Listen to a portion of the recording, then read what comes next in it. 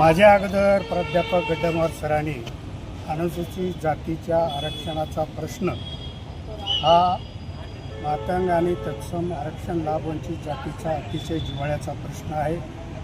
तो गेल्या 25 वर्षापासून संघर्ष करून हा प्रश्न आता निर्णायक टप्प्यावर पोहोचलेला आहे आणि निर्णायक टप्प्यावर आरक्षणाच्या वर्गीकरणाच्या अनुषंगाने जी बदर समिती नेमलेली होती, जसं काय बदर समितीचा अहवाल महाराष्ट्र शासनाकडे सादर झाला आणि कॅबिनेटमध्ये त्यावर चर्चा झाली, त्याच्यानंतर मात्र या बदर समितीवर सरकारच्या हेतूवर ज्याचा मुळात हेतूच शुद्ध नाही असे काही लोक या बदर समितीच्या अहवालाला विरोध करत आहेत, वर्गीकरणाला विरोध करत आहेत। हे अतिशय दुर्दैव आहे। जेव्हा सर्वोच्च न्यायालयाच्या 7 न्यायाधीशाच्या खंडपीठाने या अनुसूचित जातीच्या जमातीच्या आरक्षणाच्या प्रचलित वाटप पद्धतीची उच्च पातळीवर, न्यायालयीन पातळीवर, संविधानिक पातळीवर, कायद्याच्या चौकटीवर समीक्षा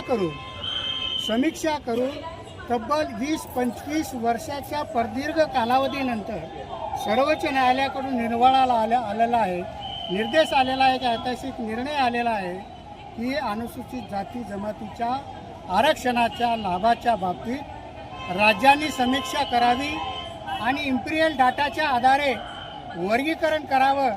ज्या घटकापर्यंत आरक्षणाचा वाटा पोहोचलेला नाही अशा न्यायोचित किंवा न्यायवंचित अशा आरक्षण वंचित घटकांना सुद्धा इतर अनुसूचित जातीच्या प्रगत जातीच्या बरोबर येण्यासाठी विशेष संधी उपलब्ध करून द्यावी अशा प्रकारचा ऐतिहासिक निर्वाळा त्याने दिलेला आहे। आणि आमची अशी मागणी आहे की महाराष्ट्र सरकारने आता हा आपल्या फडणवीस सरकारच्या कॅबिनेटपर्यंत हा विषय पोहोचलेला आहे, यावर अधिक विलंब न घेता, वेळ न घेता, आमच्यामध्ये माझा वाटा कमी झाला का, तुझा माझा वाटा तू घेऊन आलास का, तुझा वाटा मी घ्यायला का, अशा प्रकारचे जे भावना होऊन जे सोशल माध्यमातून जी चर्चा होत आहे, एकमेकावर चिखलफेक होत आहे, हे दुर्दैव आहे। महाराष्ट्र हा पुरोगामी राज्य आहे, समतेचं राज्य आहे।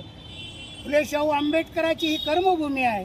या भूमीमध्ये फुले आंबेडकरांचं स्वप्न साकार करण्यासाठी, त्याच्या स्वप्नातील बहुजन समाज तयार करण्यासाठी होण्यासाठी सर्व समाजाला आरक्षणाचा समान पद्धतीनं वाटप मिळून एक समान संधी निर्माण करावी। या दलितामध्ये, अस्पृश्यामध्ये किंवा आरक्षणाच्या अनुसूचित जातीमध्ये एक गट, द्रश्य गट, जो की आरक्षणाचा मुबलक वाटा घेऊन